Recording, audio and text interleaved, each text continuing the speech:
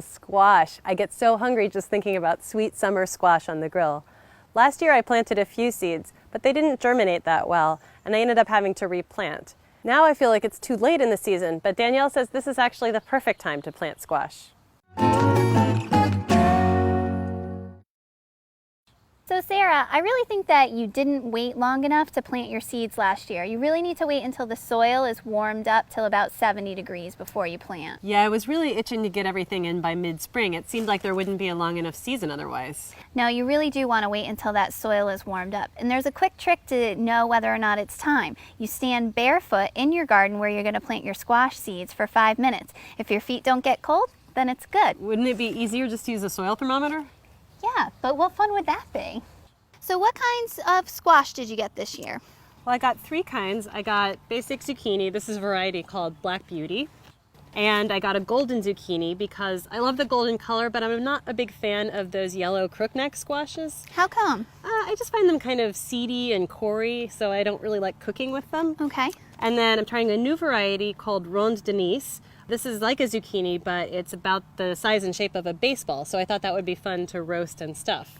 Funny enough, I actually got that same variety this year. Cool. I'm excited to try it. So I know you're supposed to plant zucchini in hills, so No. Before you go there, we're actually going to build hills out of plastic nursery pots. What? All right, listen, I haven't led you astray yet. Come with me. Okay. So to build this unique squash hill, you start by digging a hole several inches deeper and wider than a 1 or 2 gallon empty plastic nursery pot.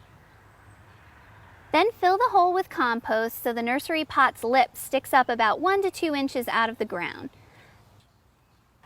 Backfill around the rest of the pot with compost. When you're finished, there should be no soil in the pot. Plant 4 to 6 seeds a ½ an inch deep and 2 to 3 inches away from the edge of the plastic nursery pot. Okay, I think I'm getting to be a pretty savvy gardener, but this is the weirdest system I've ever seen. What the heck is the pot for?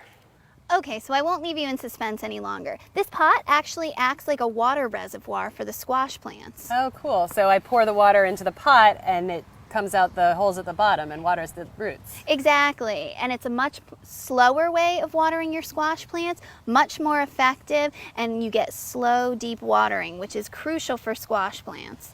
I did notice the squash were really thirsty plants last year. This is my favorite gardener's trick yet.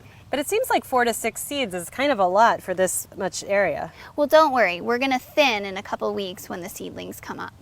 After the seedlings have put on a few sets of leaves, examine which 2 or 3 look the strongest around the pot and pull out the rest. Be careful not to disturb the roots of the seedlings that'll be left behind.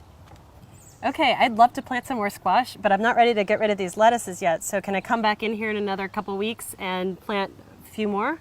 Absolutely, and you know what? It's a good idea to plant a few squashes a little bit later in the season. That way your harvest will last longer. A good trick.